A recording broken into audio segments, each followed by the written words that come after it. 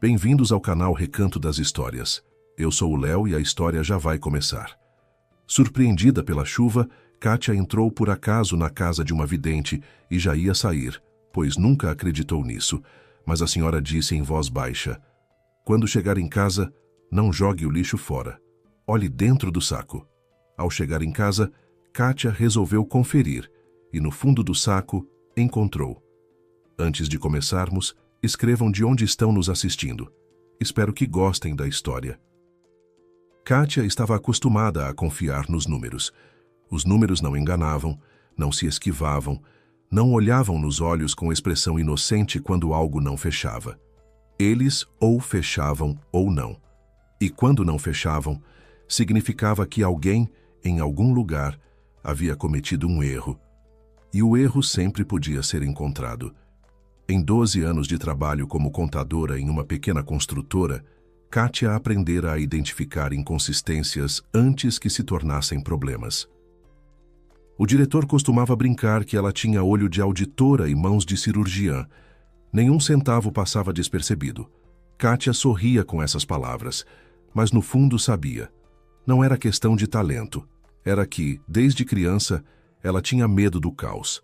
A mãe a criou sozinha. E cada despesa inesperada, geladeira quebrada, bota rasgada, conserto imprevisto no banheiro, se transformava em uma pequena catástrofe. Kátia cresceu com a sensação de que, se você não controla o dinheiro controla você. Por isso ela contava tudo: as notas do mercado, o consumo de gasolina, o valor da conta de luz pelo medidor. Tinha um caderno onde anotava as compras maiores e uma planilha separada no celular para as menores. Aos 30 e poucos anos, Kátia tinha um histórico de crédito limpo, um salário modesto mas estável, uma kitnet herdada da avó e uma ausência total de ilusões em relação aos homens. Não por amargura ou mágoa, simplesmente a experiência lhe ensinara. Pessoas não são números, com elas tudo é mais complicado. Houve relacionamentos, claro. Aos 25, um longo romance com um colega que terminou quieto e sem dramas quando ele foi trabalhar em outra cidade e parou de ligar. Aos 29, uma breve história com um homem divorciado que, a cada encontro, tinha um novo motivo para pedir dinheiro. Kátia calculou o quanto estava gastando com ele e um dia simplesmente não atendeu ao telefone. Desde então vivia sozinha, ia ao trabalho, visitava a mãe nos fins de semana, às vezes encontrava a amiga Tânia para um café e se dizia que estava bem assim. E de fato acreditava nisso, até Igor aparecer. Eles se conheceram na festa de aniversário de um amigo em comum. Kátia não queria ir. Final de outono, chuva fina lá fora e vento que virava o guarda-chuva do avesso. Tânia a convenceu. A gente fica uma horinha, come um pouco de salada e vai embora. A horinha se estendeu até a meia-noite. Igor estava sentado do outro lado, levemente diagonal em relação à mesa. Baixo, de constituição forte, olhos escuros e uma barba por fazer que lhe caía bem. Não tentava ser o mais engraçado nem interrompia ninguém. Ouvia, inclinando a cabeça levemente para o lado, e vez ou outra dizia algo curto que fazia a mesa inteira rir. Quando Kátia se estendeu para pegar a garrafa de água, ele silenciosamente a empurrou na direção dela. Quando ela saiu para a varanda respirar ar fresco, ele apareceu ao lado dela 1 minuto depois, jogou o próprio casaco nos ombros dela e não disse nada. Ficou parado ao lado dela, olhando para os telhados molhados. Naquela noite trocaram números. De manhã, ele mandou uma mensagem. "Bom dia. Espero que o guarda-chuva tenha sobrevivido até em casa." Kátia sorriu e respondeu. Desde então, escreviam um para o outro todos os dias. Igor trabalhava como gerente em uma empresa que vendia equipamentos de construção. Não era diretor nem chefe, apenas um gerente intermediário com boa oratória e jeito de agradar as pessoas. Ele sabia ser leve. Com ele não era preciso se esforçar, escolher palavras com cuidado, ter medo de dizer algo errado. Ligava à noite e perguntava como tinha sido o dia, e pela voz dava para sentir que ele realmente queria saber. Chegava na casa dela depois do trabalho com um saco da rotisseria e dizia: "Não cozinha, eu trouxe tudo. Senta, descansa." Dizia a gente antes mesmo que Kátia tivesse se acostumado com isso. A gente é uma equipe, disse ele certa vez, enquanto jantavam na cozinha pequena dela, e cobriu a mão dela com a sua. Tudo vai ser compartilhado entre a gente. Casa, dinheiro, planos. O principal é confiar um no outro. Kátia ouvia e sentia que algo dentro dela, que estivera contraído e na defensiva por muito tempo, estava devagar se soltando. Ela não era ingênua. Via que Igor não era perfeito. Podia esquecer de ligar de volta. Às vezes se atrasava, às vezes se fechava em si mesmo e ficava calado a noite inteira. Mas sempre voltava. A beijava na têmpora, dizia, "Me perdoa, o dia foi pesado." E voltava a ser o Igor de que ela gostara na primeira noite.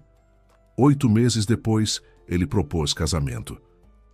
Sem aliança, sem restaurante, sem ajoelhar. Simplesmente numa manhã de sábado, no café da manhã, enquanto Kátia, de camiseta velha e cabelo preso num rabo de cavalo, passava manteiga no pão. "Kátia", disse ele, empurrando a xícara para o lado. "Vamos nos casar, falo sério. Quero que você seja minha esposa." Ela olhou para ele e viu que não estava brincando. Olhos calmos, mãos sobre a mesa, sem nenhum exagero. E pela primeira vez na vida, Kátia tomou uma decisão não com a cabeça, mas com outra coisa. Ela acenou que sim. Registraram o casamento 1 mês depois, no cartório civil do bairro, sem convidados, sem vestido suntuoso.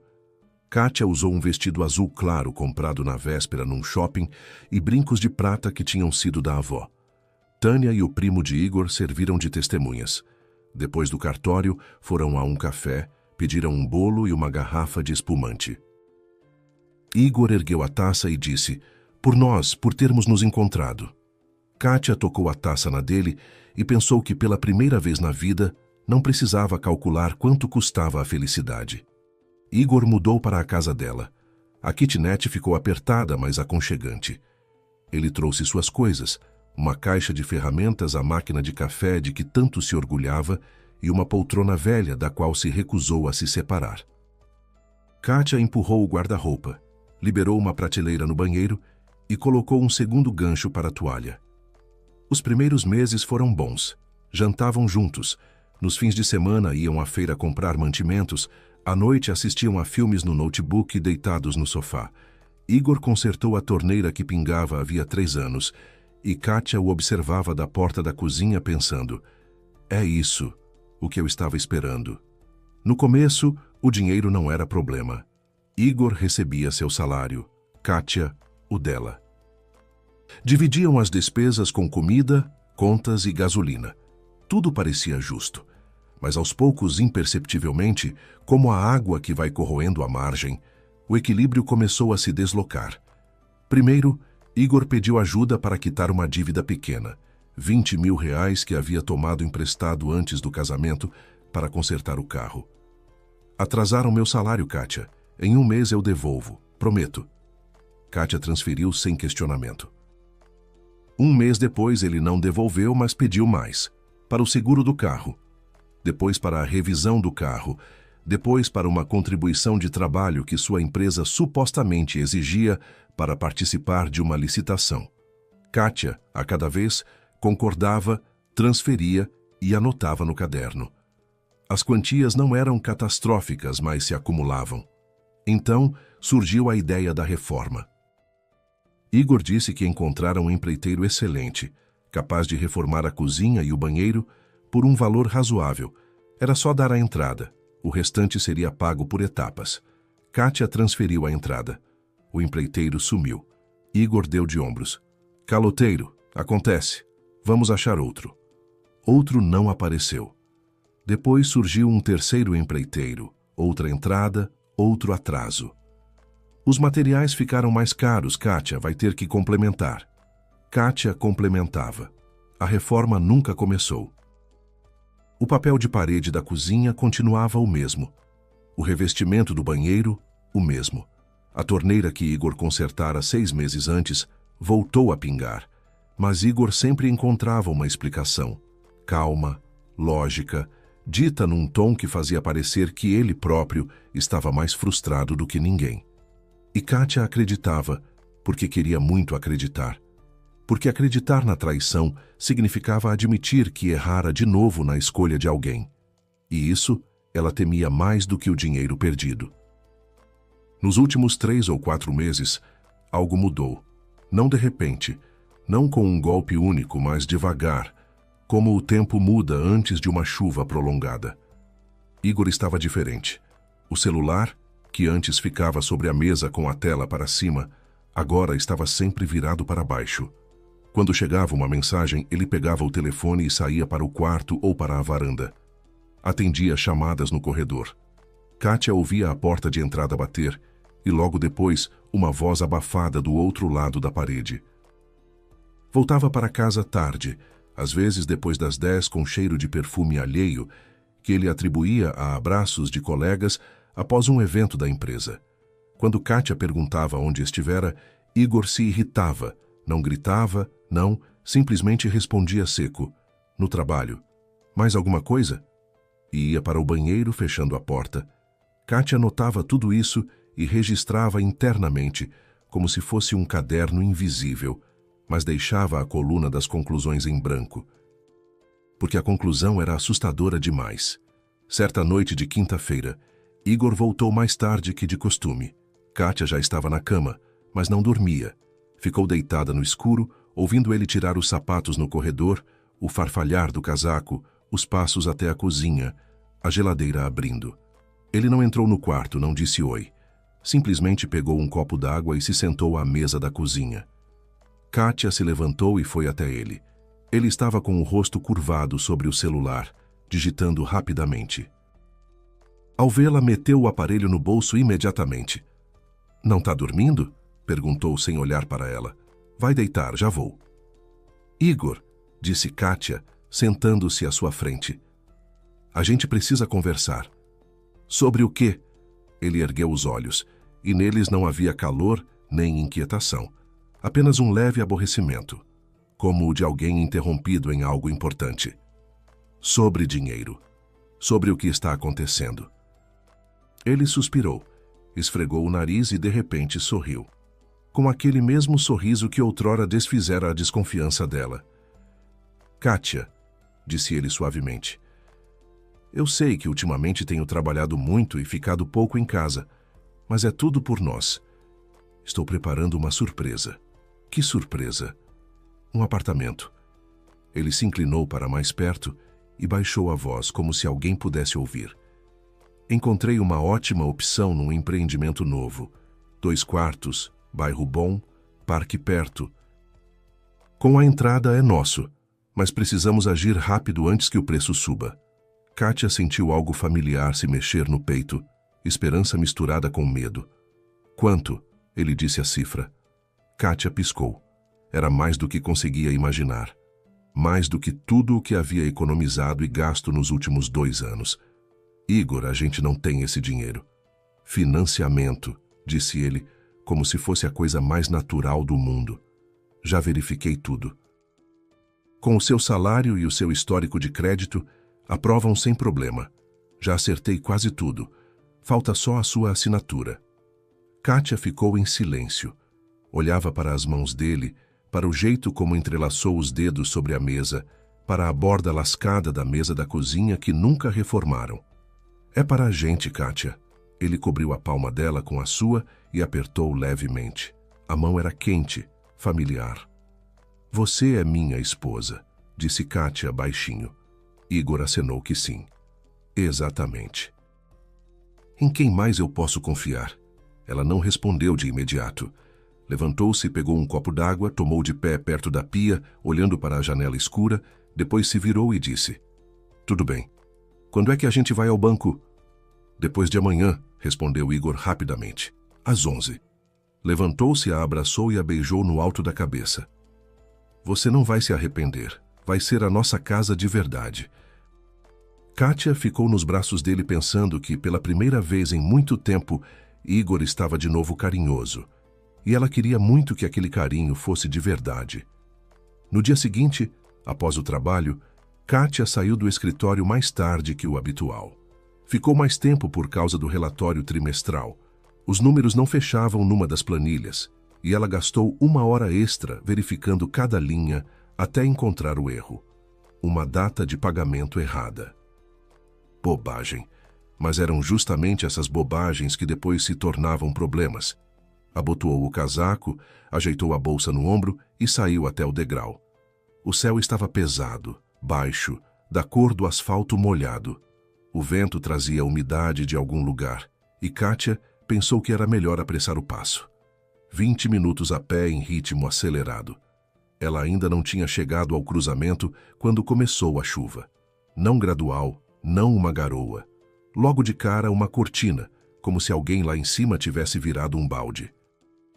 As gotas batiam nos ombros, na bolsa, na cabeça. Guarda-chuva? Não tinha. De manhã havia sol, e ela o deixara no gancho do corredor. Saiu correndo, dobrou no primeiro pátio que encontrou, passou pelo balanço molhado do playground, passou por uma fila de carros estacionados em que a chuva tamborilava, e parou sob a marquise de um velho prédio de 2 andares. Respirava fundo, os cabelos colados à testa, o casaco encharcado. A marquise era estreita e a água chegava de qualquer jeito. Kátia olhou em volta. À direita, uma loja fechada com grade na porta. À esquerda, uma entrada com interfone. E bem à frente, um pouco mais ao fundo, uma porta pequena com uma placa de madeira onde se lia, em letras caprichadas, Vidente. Atendimento diário. Embaixo da placa ardia uma luz amarelada e tênue, projetando um halo sobre o batente molhado. Kátia nunca fora a videntes. Não acreditava em cartas, adivinhações mal-olhado, simpatias, nem em nada do que passavam em programas de televisão, onde mulheres com pulseiras pesadas reviravam os olhos e falavam em vozes que davam vontade de mudar de canal. A mãe tampouco acreditava e sempre dizia: se quer saber o futuro, olha para a carteira. Lá está tudo escrito. Mas a chuva castigava de tal forma que ficar sob a marquise era impossível, e até o café ou a loja mais próxima eram 2 quarteirões de corrida. Kátia empurrou a porta e entrou. Lá dentro havia silêncio. Um silêncio tão completo que o ruído da chuva do lado de fora ficou surdo, distante, como se alguém tivesse abaixado o volume. Uma salinha pequena, uns 12 metros, não mais. As paredes eram revestidas de painéis de madeira escurecidos pelo tempo. Junto à janela havia uma mesa redonda coberta por uma toalha verde escura. Sobre ela, um castiçal com uma vela derretida, uma pilha de livros e um vaso de vidro com flores do campo ressecadas. Num canto, uma cômoda antiga com puxadores de bronze. Em cima, algumas figuras de barro e um relógio de parede que batia forte e cadenciado, como um pulso. Cheirava a ervas secas, algo levemente amargo e ao mesmo tempo quente, como cheira num quartinho de guardar coisas numa casa antiga, onde secavam hortelã e erva cidreira.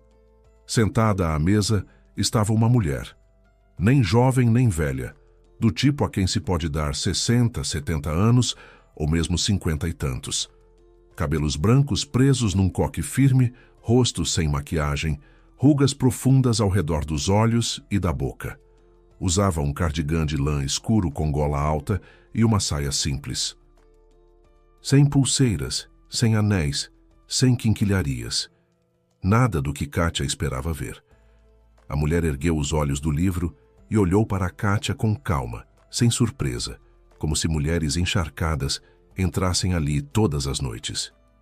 Boa tarde, disse Kátia, sacudindo as gotas das mangas. Vim só esperar a chuva passar, se não me incomoda. A mulher fez que sim com a cabeça. Senta. Ali tem uma cadeira junto à parede. Kátia sentou na cadeira de madeira com encosto surrado. Gotas escorriam do forro do casaco para o chão, formando uma pequena poça. Ela se sentia constrangida. Pegou o celular, olhou para a tela. Nenhuma mensagem de Igor. Aliás, ultimamente não chegavam mesmo até tarde da noite. Abriu a previsão do tempo. Chuva prevista até às 8. Mais 1h30. Kátia guardou o celular e ficou sentada em silêncio, ouvindo o ritmo do relógio e o barulho da chuva lá fora. A mulher à mesa não lhe dava atenção. Passava as páginas do livro, às vezes sublinhando algo a lápis. Passaram uns 10 minutos. Kátia já começava a secar, e o constrangimento foi dando lugar a uma estranha tranquilidade. Havia algo naquele cômodo que convidava ao silêncio.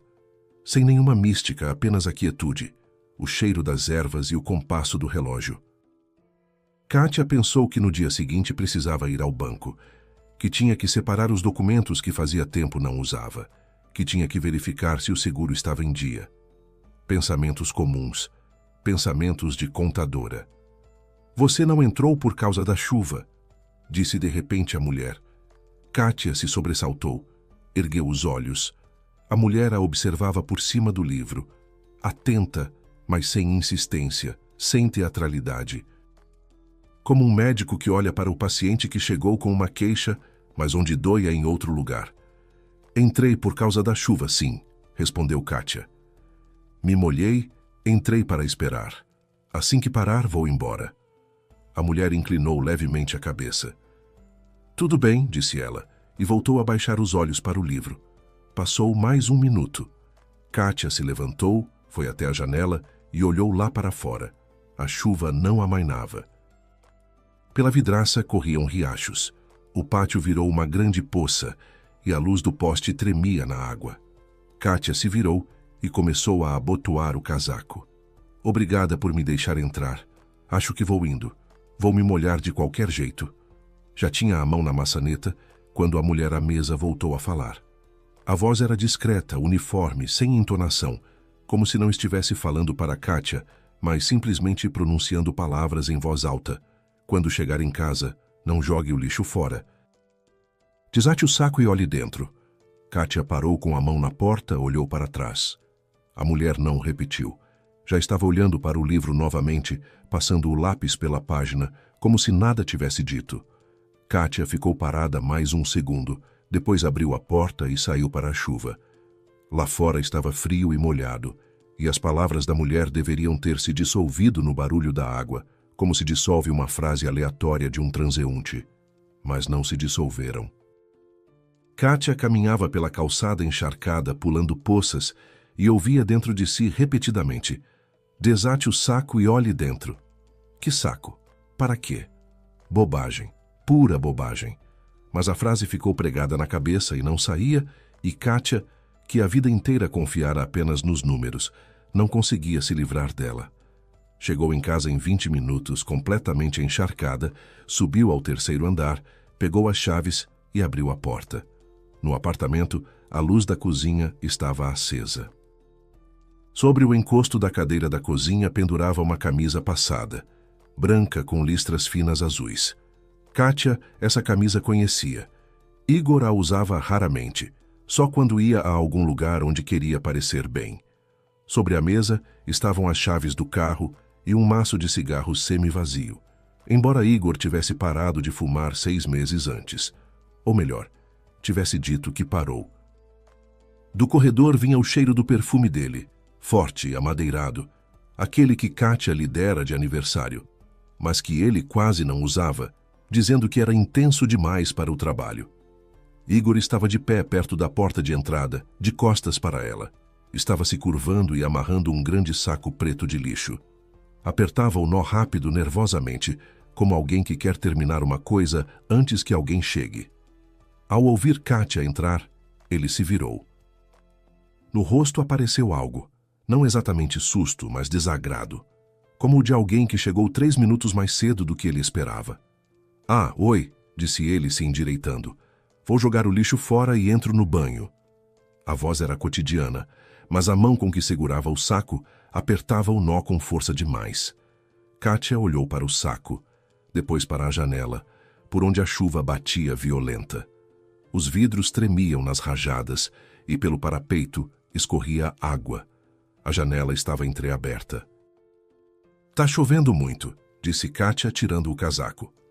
Deixa, a gente joga fora depois. Igor parou.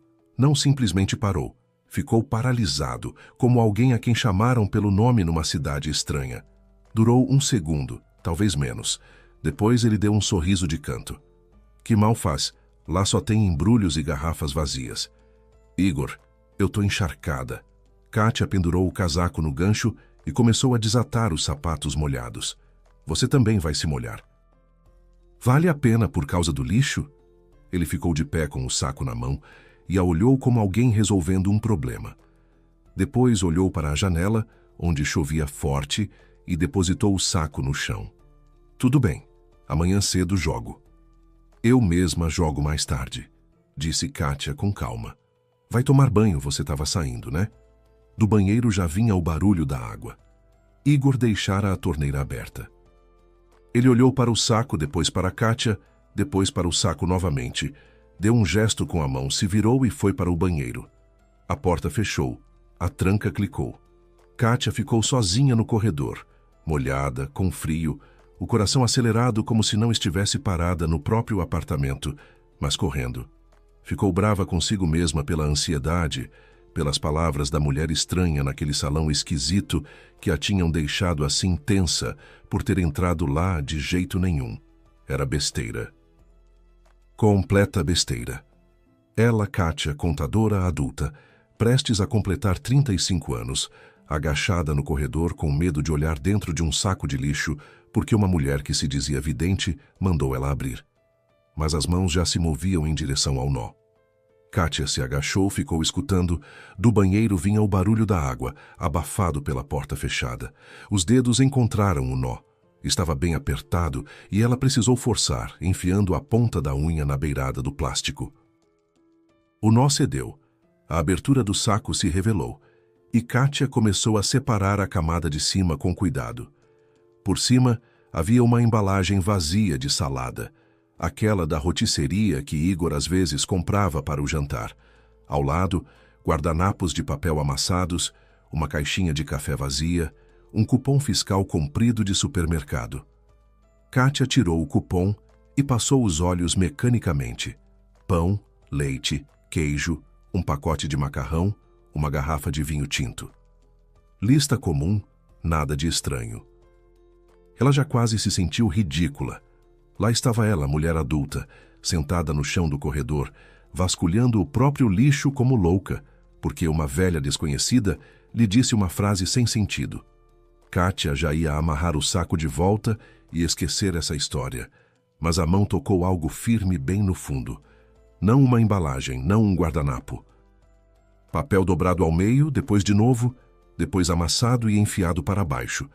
Debaixo de todo o resto, como se alguém tivesse querido que aquela folha ficasse tão fundo quanto possível. Kátia a retirou e desdobrou. As mãos ainda estavam levemente úmidas depois da chuva, e o papel amassava sob os dedos. Era uma folha padrão A4, impressa numa impressora comum. No canto superior, o logotipo do banco, o mesmo para o qual iriam amanhã. Formulário de solicitação de crédito. No campo titular aparecia Catarina Andrade Lemos. O nome dela, o sobrenome dela, o valor do financiamento, o mesmo que Igor mencionara na véspera, olhando-a nos olhos. Mas mais abaixo, havia algo que fez o sangue lhe fugir do rosto. No campo, finalidade do crédito, estava escrito: entrada para imóvel.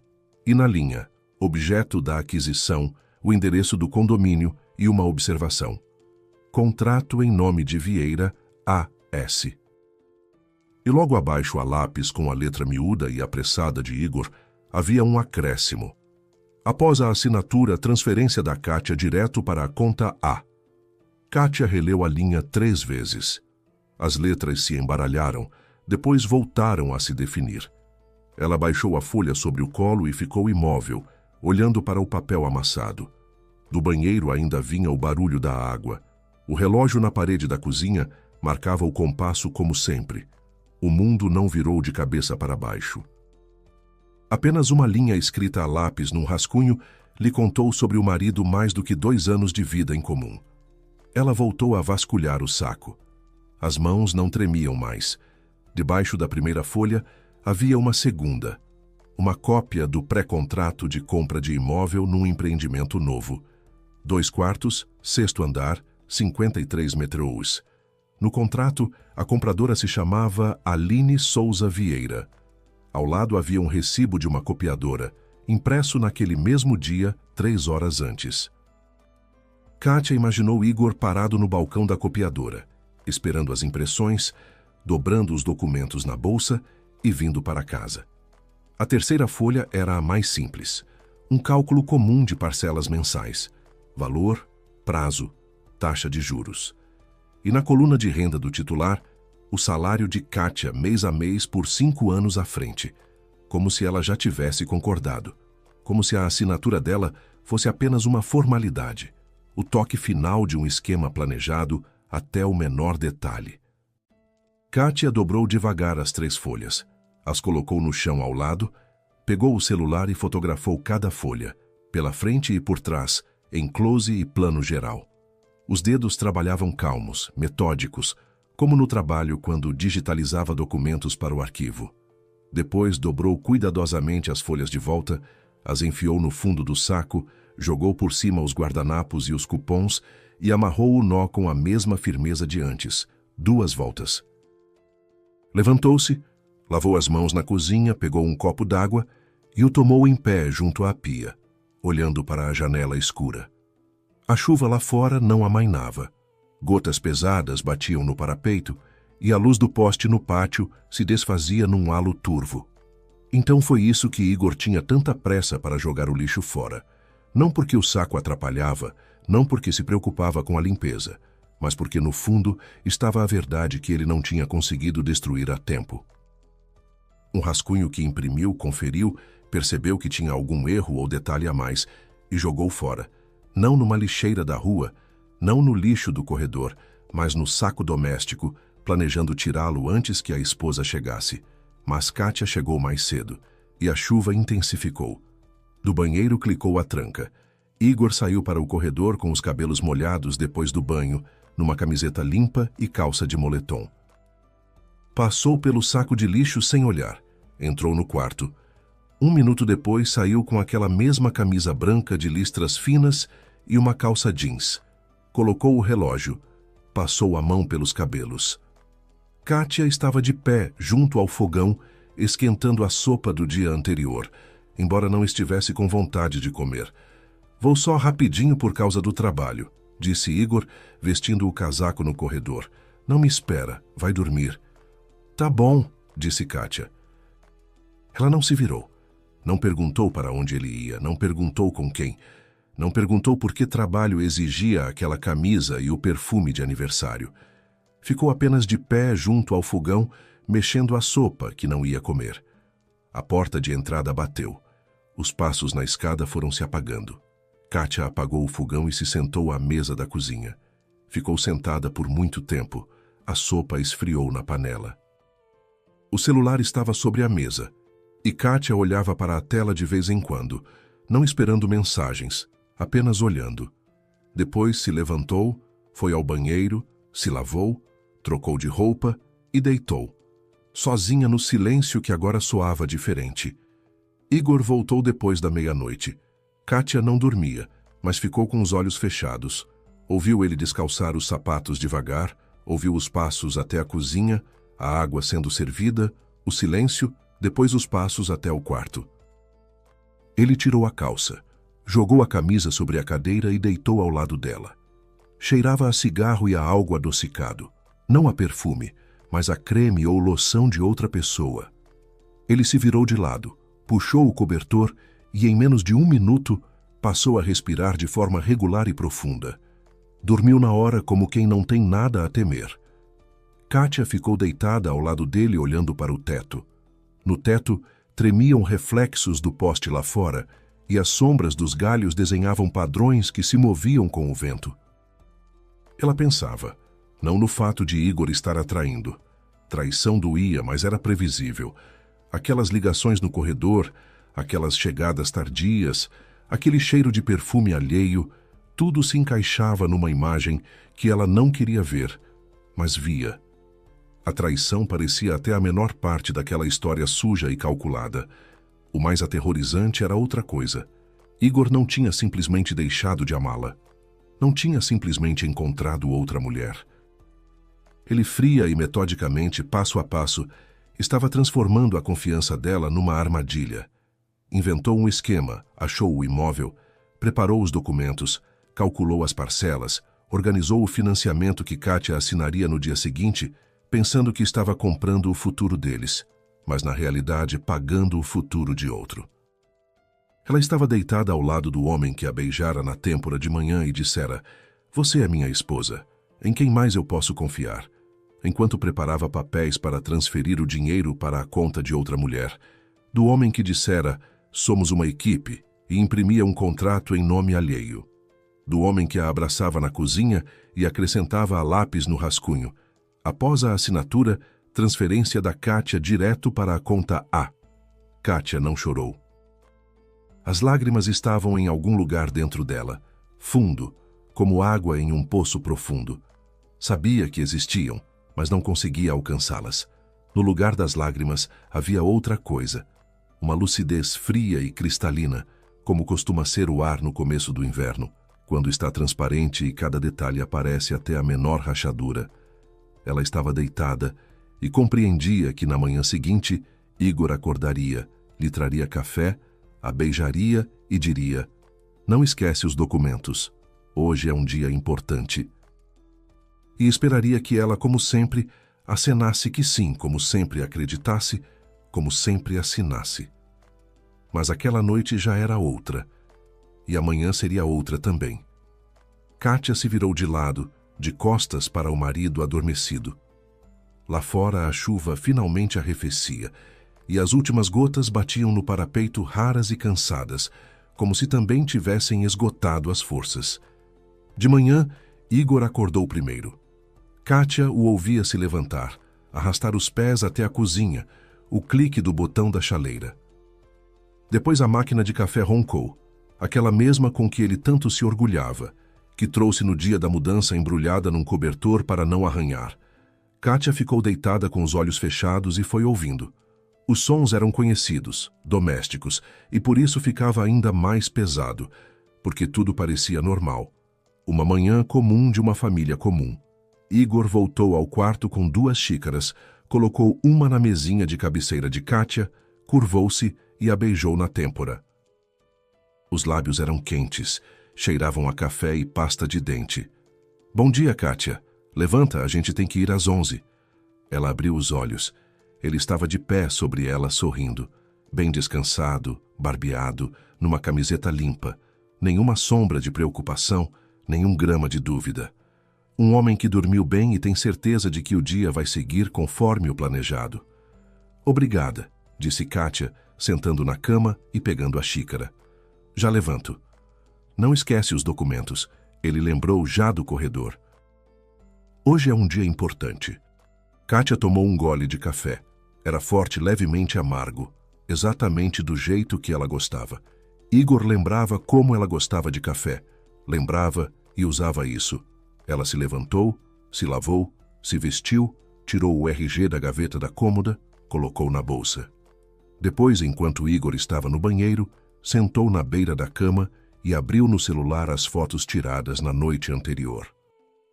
3 folhas, o formulário de crédito, o pré-contrato, o cálculo das parcelas e a anotação a lápis.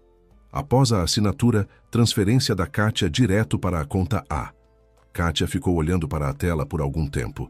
Depois abriu os contatos e procurou o número de Marina Souza.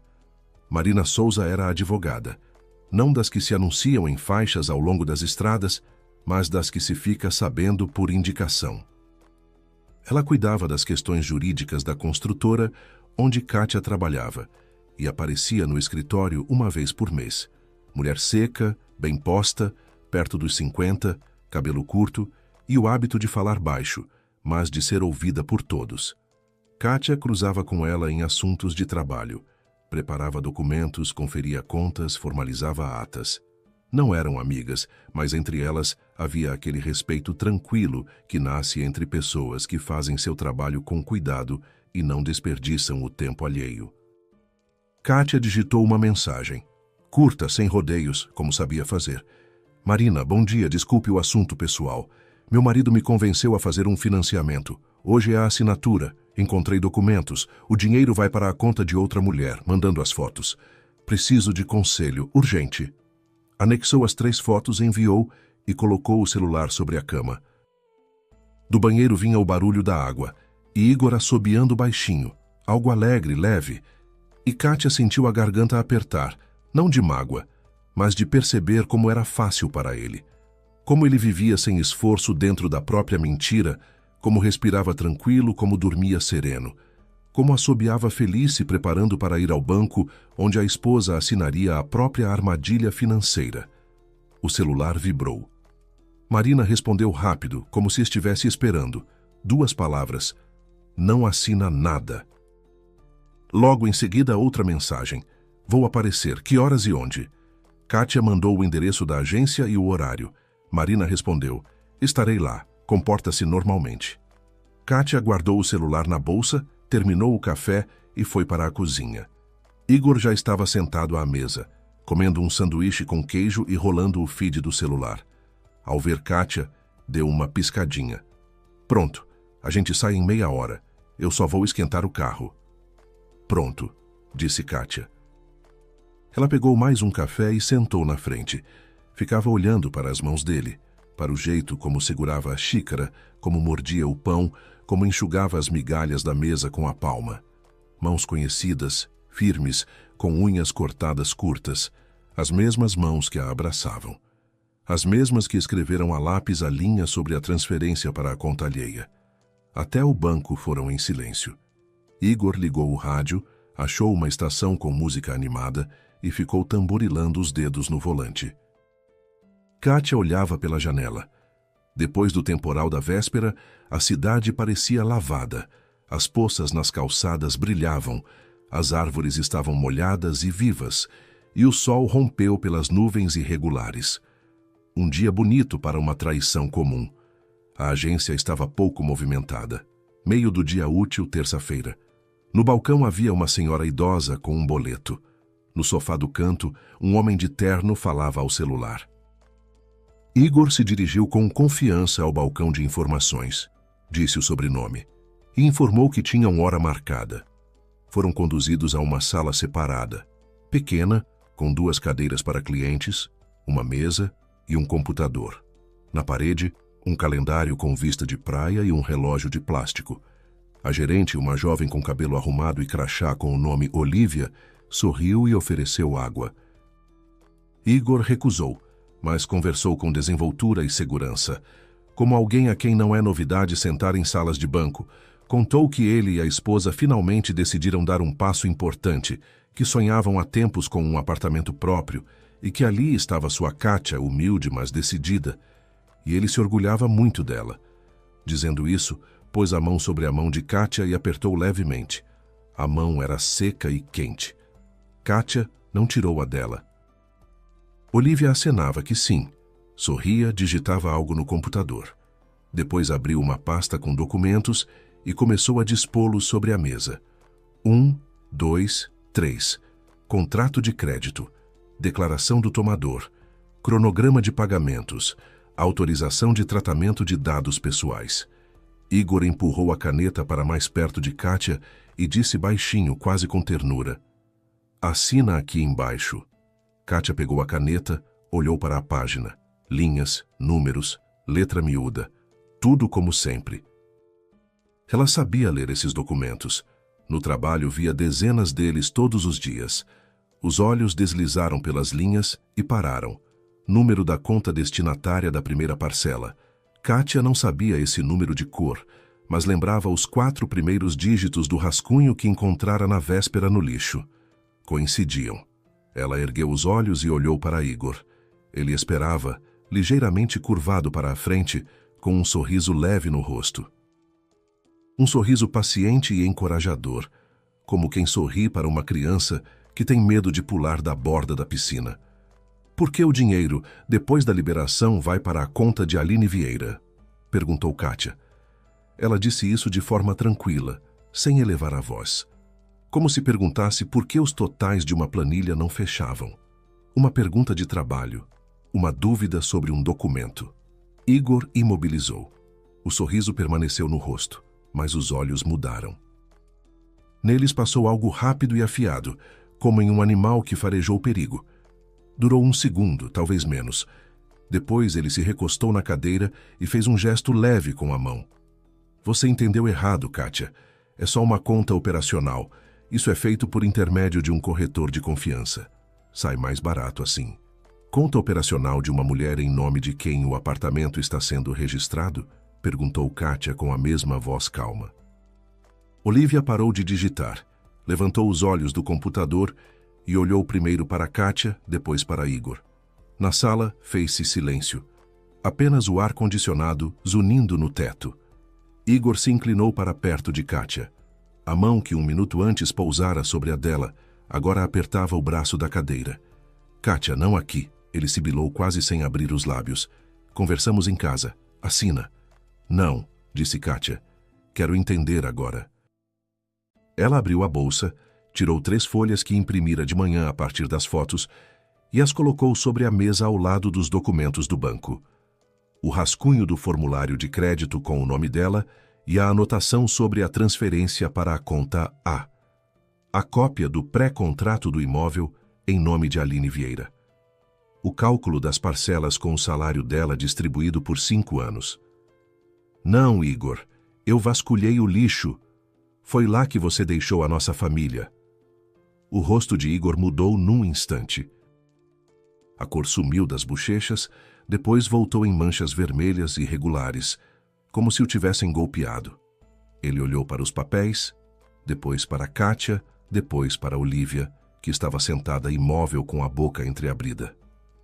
Isso está fora de contexto, ele começou, e a voz ficou mais alta, mais aguda. Kátia, você não entendeu. São documentos de trabalho. É outra negociação. Eu simplesmente... Igor. Olivia pronunciou o nome com cuidado, como um médico. Se há alguma divergência com a sua esposa sobre as condições do financiamento, podemos suspender o processo. E nesse momento, a porta da sala se abriu. Na entrada estava Marina, de blazer cinza, com uma pasta de couro nas mãos e aquela expressão que Kátia conhecia das reuniões quando um empreiteiro trazia laudos falsos. Calma, concentrada, completamente impenetrável. Com licença pela intromissão, disse ela, dirigindo-se a Olivia. Represento os interesses de Catarina Andrade Lemos. Aproximou-se da mesa sem esperar convite, sentou na cadeira livre, abriu a pasta e espalhou em leque cópias dos mesmos documentos, mas com marcações, linhas sublinhadas, números de conta circulados, pontos de interrogação nas margens. Marina se virou para Olivia e disse com calma: formalmente tudo está em ordem, um financiamento pessoal comum, mas estes documentos, ela apontou para os rascunhos, indicam que a tomadora foi induzida a erro. Minha cliente acreditava estar contraindo um financiamento para a compra conjunta de imóvel com o marido. Na prática, os recursos seriam transferidos para um terceiro, que é o único comprador. Se o crédito for formalizado e minha cliente contestar a operação na justiça, e ela vai contestar, o banco terá que explicar por que não tomou providências quando a informação foi apresentada antes da assinatura. Olivia empalideceu. Ela não era responsável pelos esquemas alheios, mas a palavra justiça, numa sala de banco, funcionava como alarme. Ela pegou o telefone interno e chamou o gerente da agência. Igor estava agarrado aos braços da cadeira e tentou rir. Quem é você, afinal? Isso é assunto de família. Marina nem se virou. Sou advogada, e, a julgar por estes papéis, o senhor deveria pensar agora não no apartamento, mas em como vai explicar a origem destes documentos. 5 minutos depois chegou o gerente da agência. Um homem de terno com o rosto cansado, leu os papéis, conversou com Marina e informou que o processo estava suspenso até o esclarecimento das circunstâncias. Kátia ficou sentada em silêncio, com as mãos cruzadas sobre o colo. Ela não sentia triunfo nem alívio, apenas cansaço. Pesado, profundo. Como quem carregou algo muito pesado por muito tempo e finalmente pousou no chão. Os 3 saíram do banco juntos, Kátia, Igor e Marina. Lá fora estava ensolarado. Depois do temporal da véspera, o ar cheirava a terra molhada e folhas frescas. Marina parou na entrada, tirou o celular e disse: Kátia, estou por perto. Liga se precisar de alguma coisa. Acenou com a cabeça e foi para o carro. Igor estava parado na escada com as mãos nos bolsos do casaco. O rosto estava crispado, as maçãs do rosto tensas, os olhos inquietos. Ficou em silêncio exatamente o tempo necessário para Marina se afastar o suficiente. Depois se virou para Kátia. Você entende o que acaba de fazer? A voz era baixa, mas nela vibrava uma raiva como corda esticada demais. Fez um circo no banco na frente de estranhos. Me humilhou. Fiz uma pergunta, respondeu Kátia, e recebi uma resposta que você não pretendia me dar. Que resposta? Você não entendeu nada. Ele começou a falar mais alto, com gestos. Aline é só uma conhecida. Ela ajuda com a burocracia. O apartamento está no nome dela temporariamente, porque assim é mais vantajoso em termos de imposto. Eu ia te explicar tudo depois da assinatura, para você não se preocupar. Explicar depois da assinatura, repetiu Kátia. Quando o dinheiro já estivesse na conta dela e o financiamento no meu nome. Você está distorcendo tudo. Ele a segurou pelo braço, não com força, mas firme, como quem segura algo que está escapando. Kátia olhou para os dedos dele, depois para o rosto dele e devagar soltou o braço. Não me toca. Ele recuou. A raiva no rosto cedeu lugar a outra coisa. Ele percebeu que o grito não funcionava e mudou de estratégia. Os olhos ficaram mais suaves, os ombros baixaram. A voz caiu quase ao sussurro. Kátia, vamos, por favor. Vamos conversar em casa. Eu explico tudo. Sou culpado por não ter contado antes, mas eu quis o melhor. Para a gente. Para a gente, repetiu Kátia. Apartamento para outra mulher, financiamento para mim. E anotação a lápis. Após a assinatura, transferência da Kátia direto para a conta. É isso que você chama de para a gente? Igor passou a mão pelo rosto. Olha, eu sei como parece, mas não é o que você está pensando. Aline é colega, trabalhamos juntos, é uma relação profissional. O apartamento está no nome dela provisoriamente. Depois muda tudo para a gente. É prática comum. Pergunta para qualquer um que compra imóvel. Vou perguntar para a advogada, disse Kátia. Ela parece ter uma opinião diferente. Igor se calou. Ficou na escada e o vento despenteou o cabelo. Transeuntes os contornavam sem prestar atenção. Quem liga para duas pessoas conversando na frente de um banco no meio do dia? Depois ele fez uma última tentativa. Deu um passo em direção a ela, segurou pelos ombros, olhou nos olhos com aquele olhar com que Kátia outrora se derretera. Kátia, eu te amo. Pode ser que eu seja um idiota. Pode ser que eu tenha feito tudo errado. Mas eu queria uma casa para a gente. Uma casa de verdade. Você acredita em mim? Kátia o olhou. Os olhos escuros dele, a barba por fazer que lhe caía bem, as mãos que apertavam os ombros dela, e via o mesmo rosto de que se apaixonara 2 anos antes, naquela festa de aniversário. Mas agora via também o rascunho com a anotação a lápis, o contrato em nome alheio, o cálculo das parcelas com o salário dela por 5 anos à frente. Você queria que eu pagasse pela sua vida nova, ela disse baixinho. Não há mais nada a lhe explicar. Ela se virou e caminhou pela calçada. Igor a chamou, mas ela não olhou para trás. Ele não correu atrás. Ficou parado na escada do banco olhando para as costas dela. E provavelmente pela primeira vez compreendia que aquela mulher ele não controlava mais. À noite, Marina foi até a casa de Kátia. Igor não estava. Depois do banco, tinha ido embora e não ligara. Marina sentou à mesa da cozinha, tomou chá na xícara de Kátia, com a borda lascada, e distribuiu metodicamente os papéis. Ela já tinha feito algumas consultas, contatado o banco e obtido informação preliminar.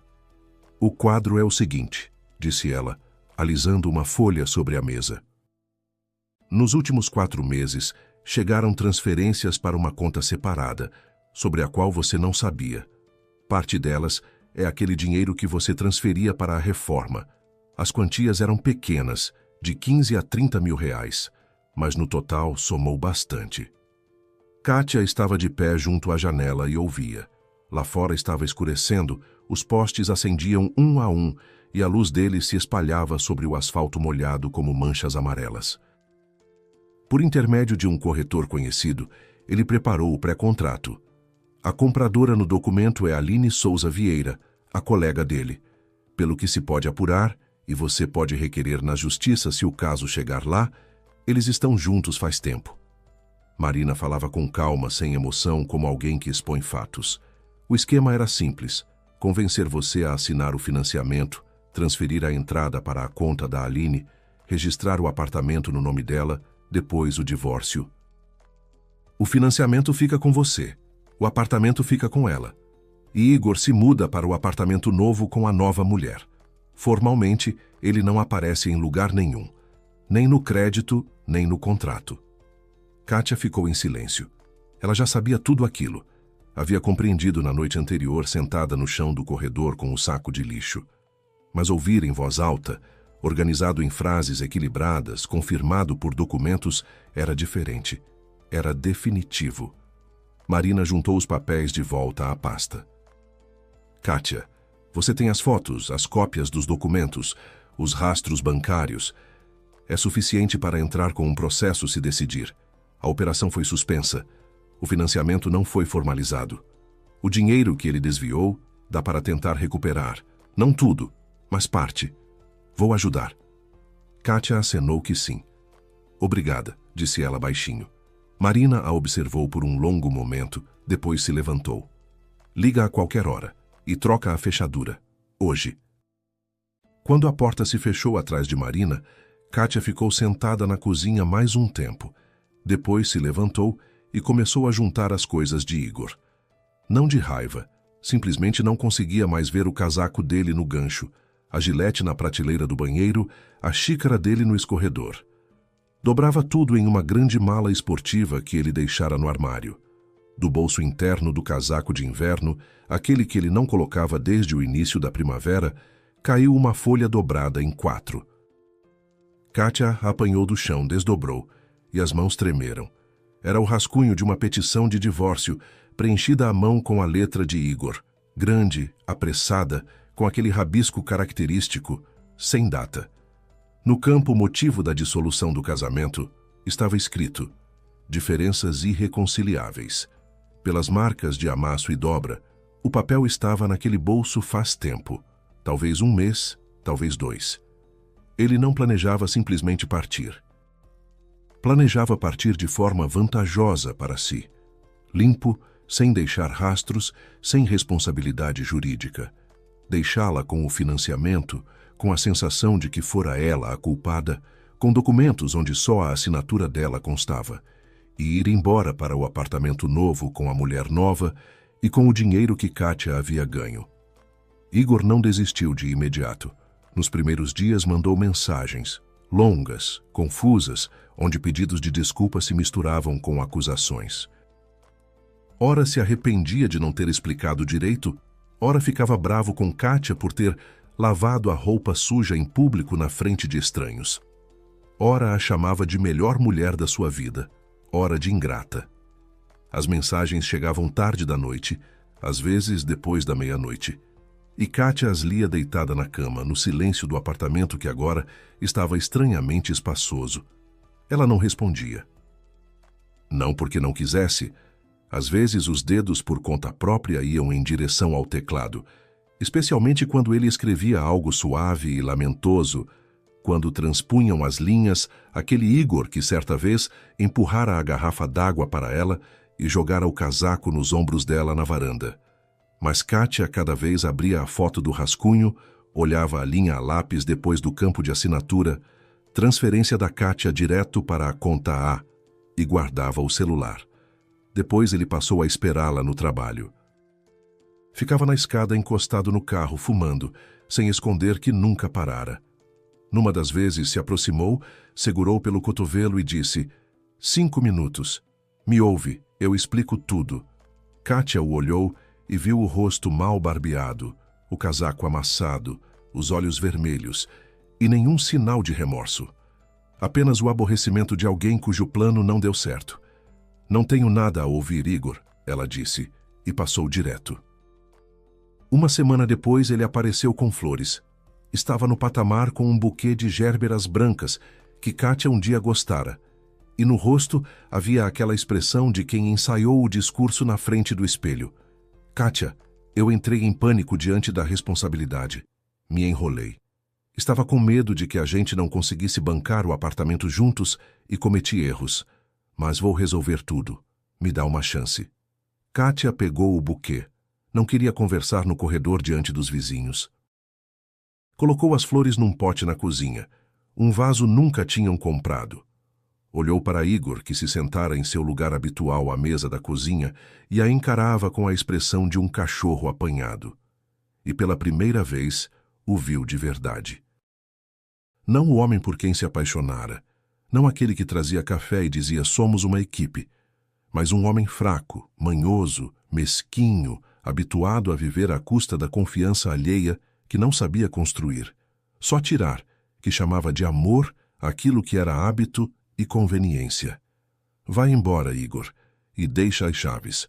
A fechadura eu já troquei, então essas não vão te servir de nada. Ele foi. A porta fechou com suavidade, e Kátia ficou no corredor ouvindo os passos dele na escada, esperando sentir alívio, mas sentiu apenas vazio. Grande, oco, como uma sala da qual retiraram os móveis. O processo durou 2 meses. Marina conduziu o caso com firmeza e método, sem emoções supérfluas. Documentos, extratos, depoimentos, tudo foi reunido e encadernado. Igor comparecia às audiências com um advogado que mal conhecia o caso e tentava parecer parte prejudicada, mas a juíza, uma senhora de rosto cansado, o olhava por cima dos óculos sem nenhuma compaixão. Kátia conseguiu recuperar parte do dinheiro. Não tudo, mas uma quantia considerável. O financiamento não foi formalizado. A negociação do imóvel desmoronou de vez. O corretor que ajudou Igor sumiu assim que percebeu que o caso poderia ser investigado a sério. Aline Vieira também desapareceu rápido e sem deixar rastro. Sem o apartamento e sem o dinheiro, Igor não lhe servia de mais nada, como uma mobília entregue no endereço errado. E então, a história chegou ao trabalho dele. Algum conhecido em comum comentou, ou um colega viu algo nas redes sociais, ou o próprio Igor disse algo que não devia. Kátia não sabia e não queria saber. A direção da empresa não quis manter um funcionário que tentara envolver a própria esposa em uma fraude financeira. Ele foi demitido discretamente, sem escândalo, mas a porta fechou fundo. Kátia não ficou aliviada. Estava com dor. Às vezes, nas noites em que ficava sozinha na cozinha ouvindo o ritmo do relógio na parede, a dor subia de dentro, quente e pesada, e Kátia simplesmente ficava com ela sem tentar afastá-la. Porque aquela dor era honesta, ela doía pelo que foi real, pelos 2 anos de vida, pelas esperanças, pela manhã em que Igor disse, vamos nos casar, e ela acreditou. Mas junto com a dor, vinha outra coisa. Uma tranquilidade silenciosa e fresca, parecida com o ar depois de uma chuva longa. Ela não acordava mais ao lado de um homem que a beijava de manhã e à noite fazia planos com outra. Não ficava mais ouvindo passos no corredor. Não examinava mais o celular dele. Não se convencia mais de que tudo estava bem. Não tinha mais medo de fazer perguntas. Passou 1 mês, talvez um pouco mais. Kátia parou de contar. Num sábado, ela saía do mercado com uma sacola e dobrou naquele mesmo beco. Não de propósito, simplesmente assim aconteceu. Os pés foram por conta própria pelo caminho de sempre, e parou de repente. A porta pequena com a placa de madeira vidente estava no lugar.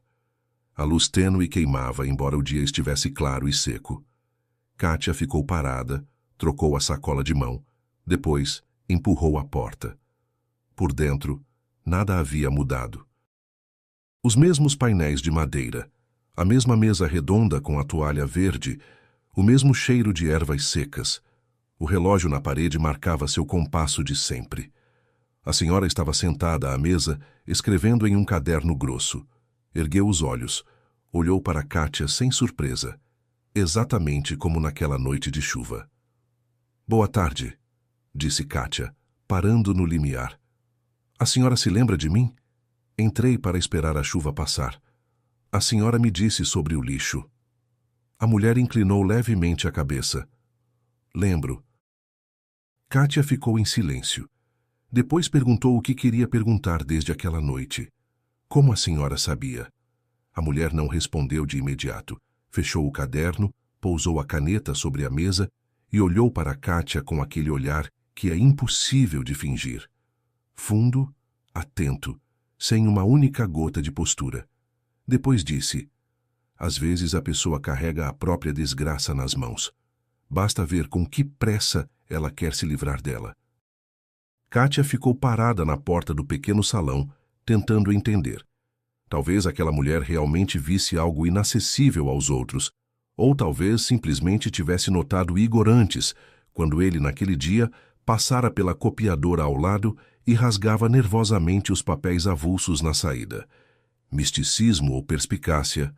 Kátia nunca chegou a uma conclusão. Mas isso já não importava. O que importava era outra coisa. Naquela noite encharcada, cansada e angustiada, ela pela primeira vez não fez o que era conveniente para o marido. Não jogou fora o lixo, não ficou calada, não desviou o olhar, não assinou. E foi exatamente isso que salvou tudo: o dinheiro, a dignidade, o futuro. Kátia agradeceu à mulher, saiu para a rua e caminhou para casa. A sacola pesava na mão. O sol aquecia as costas e à frente havia um sábado comum, sem mentiras, sem medo, sem esquemas alheios. Simplesmente a vida, a dela. Às vezes a traição não chega com um escândalo sonoro e pratos voando. Às vezes ela repousa quieta no fundo de um saco preto entre guardanapos e cupons fiscais, esperando ser simplesmente levada junto com o lixo. Mas Kátia já não era a mulher que fechava os olhos em nome da paz. Tinha se tornado a mulher que um dia desatou um saco e, finalmente, enxergou a verdade. Obrigado por ter acompanhado a história. Com vocês esteve o canal Recanto das Histórias. Desculpem os erros. Escrevam nos comentários o que acharam. Se gostou, inscrevam-se no canal.